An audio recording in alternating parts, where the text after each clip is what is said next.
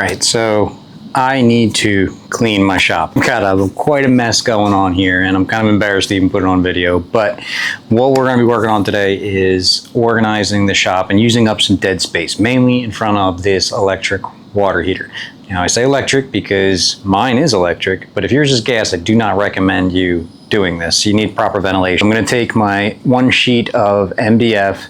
I'm going to cut it into two, 4x8. So I'm going to cut it by 8x2, and I'm just going to make a little L, and that L is going to sit right in that corner, and using the MatchFit system, I'm going to put all those grooves so I can put fixtures and shelves and storage and all of that, and use all of that wasted space right now. And I'll also clean all of this table out, and I'm going to set up a better laser station for myself, and just try to organize everything that I've got going on. So that's where we're at. I used this MatchFit MicroJig system before, but I spaced it out myself and used my own jigs, and they worked okay. But when I saw this jig, I thought this really saved me a lot of time and helped me with a lot of those repeat cuts. If you've ever gotten a product from them, it's pretty standard, goes together with screws, nuts, and washers, and it's a heavy, durable plastic. Here I'm just trying to fit my plunge router onto the base and figure the best way of clamping it down. And here has how the system works. So the first cut, you just hang that piece over top of the edge and follow the board along. And then you go in the next hole. And you just continue that all the way down until you make all the grooves that you need.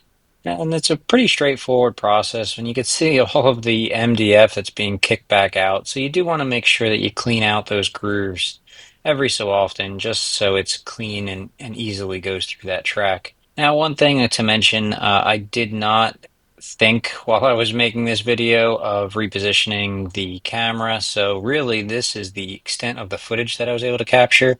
But after I got done putting all these grooves in, I just stood it up, used a couple of 2x4s, and created a nice little L that used some casters and went in front of my water heater.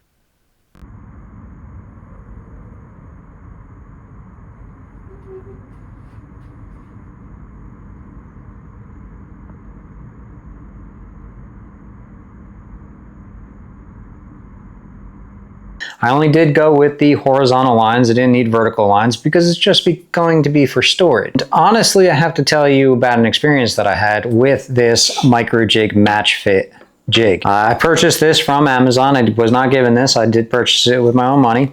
And it has this little groove. So you put this on the end and you run it down, and then you go on and so forth. You've seen me do it because I just did it.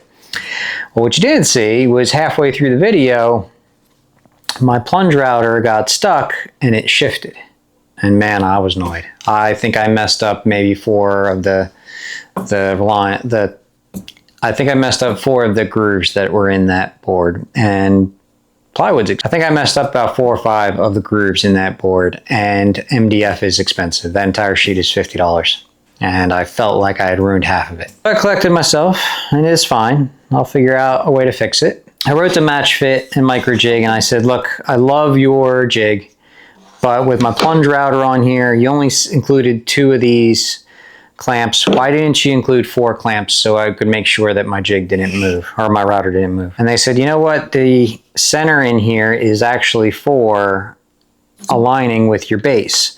So most routers use this Porter cable style size, and if you have that, it locks in. These clamps are just designed to hold your router to the base, not to clamp it down. And I was like, okay, fair enough. I misunderstood the instructions, didn't read the instructions. That's probably why I misunderstood them. I read the picture, I looked at the pictures, I watched some videos, and I went through it very quickly. So I was like, okay, I appreciate you getting back to me. The only thing is, you know, my plunge router uses a universal base, so it doesn't actually have this size, so I'd have to get another base plate, or really what I would prefer to do is use my Craftsman 20-volt trim router. But here's the other issue. When I originally bought the MicroJig MatchFit system a year ago, I bought the router bits that were 1/2 inch because my larger router is a 1/2 inch collet, and I figured the bits would last longer. So I said, you know, I appreciate you getting back to me, appreciate all the information, and I'll just wait until Black Friday sale or a sale, and I'll pick up the 1/4 inch collet so I can use this. You know, it is an investment. And then their tech, Ralph at MatchFit MicroJig, sent me a note back and said, you know what? Just send me your address. I've got some return bits. I'll take care of you. What kind of company does that? You know, companies don't do that.